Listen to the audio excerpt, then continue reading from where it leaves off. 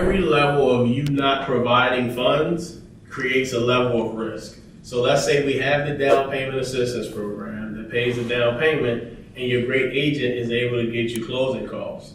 And on top of that, let's say a family member wants to give you funds so you can come to closing without money, right?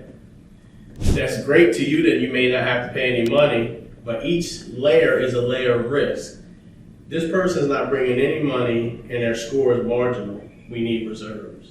What's reserves? Reserves is equivalent to 1 month of the principal, interest, taxes, and insurance.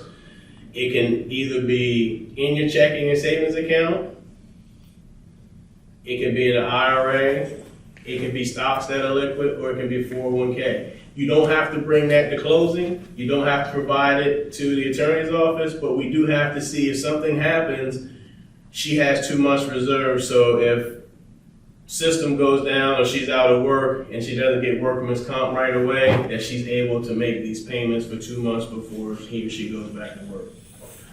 So that helps as well. During the process, as soon as you're under contract, one of the biggest questions is, I need to know exactly how much I need to bring to closing. Doesn't work that way. We still don't know what the proper taxes are, right? We don't know what the actual taxes are. That's a part of the title company's job to get those for us.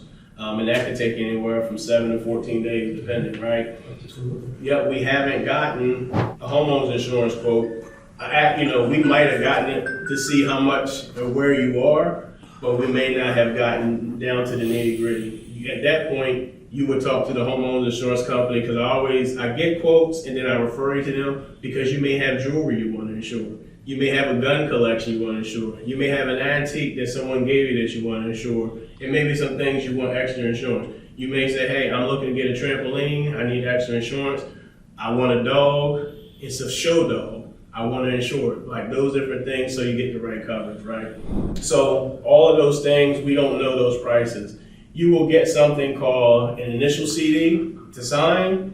That starts the process. You will get a loan estimate, which is when your loan is locked, and you'll start to see fees. So the CD may come out 2 days before the loan estimate, and you may see numbers change because we're starting to get more accurate numbers, right? Then you have something called a initial closing disclosure, which is different than the disclosure that you got up front.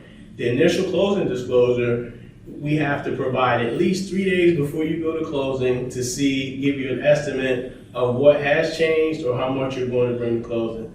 To be honest with you, this is a fast-paced game. 9 times out of 10, those aren't going to be the final numbers unless we have something called a clear to close. You may see an email that says your CTC, that's clear to close, not cut the check, all right? Clear to close. Typically, in a perfect world, we like to try to give you numbers ahead of time. In this business we're in, and things are ever changing, and you can ask your dad, things pop up all the time that we don't know of, and we have to make arrangements and change. You might see those numbers, but you're going to see those numbers before you get to the attorney's office. I like to try to have the CD buttoned up when it comes out. Even if the initial CD came out today and you signed, okay, we got it clear to close. Let's get my client accurate numbers, because the only thing you're worried, am I going to have enough money to close? Like, how much do I need? That goes back to what I said in the beginning of the conversation. I estimate high. I'd much rather have the conversation say, hey, I told you needed 20, but you really only need 15. Cool, Kevin, I get to save $5,000. Instead of saying, send a text message that you need 20,000 instead of 15. You know what I mean? Like, that's a different conversation. It's easier to save the money, so that's why I try to estimate on the higher side for those reasons. Once we have that clear to close, you have a final approval, then you call AJ and say, hey, or your realtor, and say, hey, we still closing at 11 o'clock on Monday. The package, it's a fast-paced game at that point. You're going to get a call, depending upon the agent, right? Hey, I'm going to get the call. Hey, is the package going to the attorney's office? Well, we just got to clear to close 5 minutes ago. Our closing department coordinates with the attorney's closing department to make sure they start doing something called balancing the CD. Once they have a balance, meaning they balance it down to the penny. If it's a penny difference, they got to see where that penny is off at, because it's something called tolerance. and we can be fined for it, and the attorney's office can be fined for it. So we have to make sure. Occasionally, fees and things are cheaper, like carrier fees, they don't send all the documents or something. You may get a couple shekels back at the end, but they do their best to balance it. Once the package is to the attorney's office, that's when you sit down, videographer, depending upon your agent, and you sign and you take over home ownership.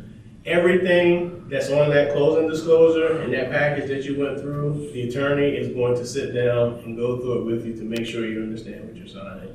And then after you finish signing, you're a homeowner.